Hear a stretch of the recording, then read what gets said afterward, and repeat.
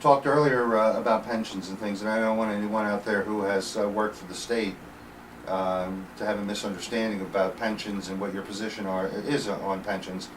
Those who worked hard and you have a contract and it's, you've honored your contract, everybody's honoring it, it's fine. We have abuses.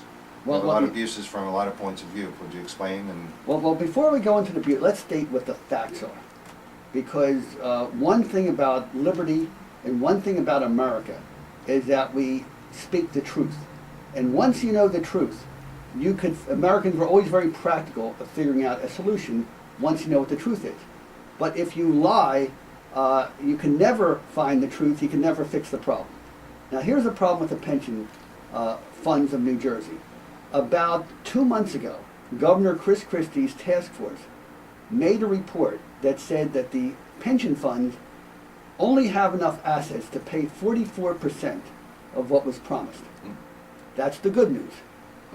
The bad news is those figures assume that the pension funds will earn 8.2% per year on their investments.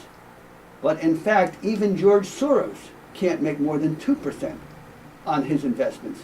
So if you go into the fact that the pension funds are only going to produce 2% a year income, now it's only about maybe 35% enough money to pay for the pensions that were promised. But then we have another problem. You see, because the pension managers were so under such pressure to get an 8% return, they took some risky investments. And also because Governor Christie had made this deal with Steve Sweeney's Ironworkers Union. And what do Ironworkers Union build? They build big steel buildings like the Revel Casino. The Revel Casino, which cost $1.2 billion to build.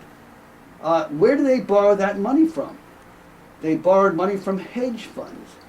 And the three biggest hedge funds just happen to be within 50 miles of Chris Christie's house.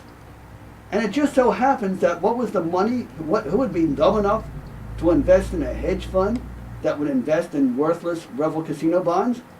Why, the New Jersey pension funds. So now, and by the way, the pension funds were supposed to sell many of their assets in these risky investments to just test the value, but it looks to me like they're postponing that sale until after the election. But the bottom line, so if you look at the fact that the pension funds are not getting the 8% investment that they were supposed to, that much of the investment went to political, risky projects that are getting 20 cents on a dollar. Reminds me of that joke. You want to know the best way to make a small fortune? You start with a large one.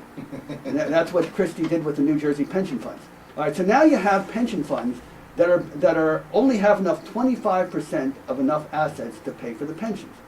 So basically, the New Jersey pension funds are being run by a Bernie Madoff scam, Ponzi scam, where the pension funds are taking the money from the younger workers to give full pension to the older workers, but when the younger workers retire, there's going to be nothing there for them. So now there are 4 choices to be made. Number 1, do nothing.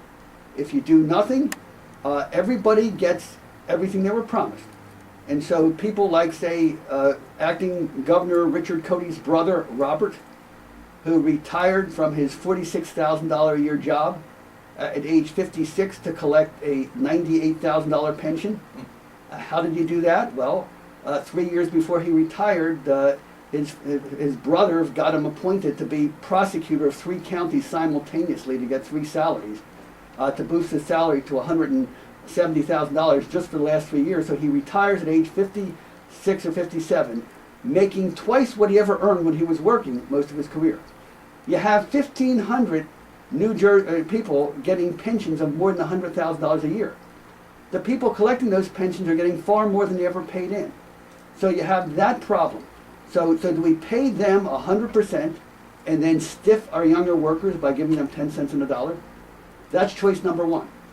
Choice number 2 is, if we're going to pay everybody their pensions, we're going to have to make our kids and grandkids pay a 70% income tax or a 20% sales tax in order to fund these pensions. Do you want to do that? That's if everything stays the same, right? Yeah, if everything stays, yeah. That's choice number 2. Choice number 3 is to pay everybody maybe 25 or 30 cents on the dollar. But that means that the person getting a $150,000 a year pension would get $50,000. But the poor schnook who emptied the bedpans at the Vineland Center or somewhere else with a $30,000 pension will only get $10,000 a year and will starve. And then there's a fourth proposal, which I have made and I've been criticized for. I said, if you're going to cut back on the pensions, the people who should take the biggest hit are the political insiders who got pensions that are getting far more than they ever paid in, and I would cap those pensions at about maybe $45,000 a year and give full pensions up to that amount. Now, the state workers who keep saying, well, I'm against them and I'm against their hard work, well, I'm just saying, well, what are the 4 choices? They'll say, well, Christie did this, or rather, Christie Todd Whitman did that. I said, but she's gone. Mm-hmm. The reality is, you have enough money to pay 25 to 30% of the pensions. Would you rather A, do nothing and give nothing to the younger workers? B, do you want to crush our kids and grandkids with like 60, 70% income taxes to pay everybody in full? C, do you want to pay everybody high pay and low pay enough, 30 cents on the dollar? Or do you want to cap the pensions so that the people on the inside with these political pensions, and I might take it a step further, say politicians like Nick Aselta probably shouldn't get any pension. Right. Because politics should not be a full-time job.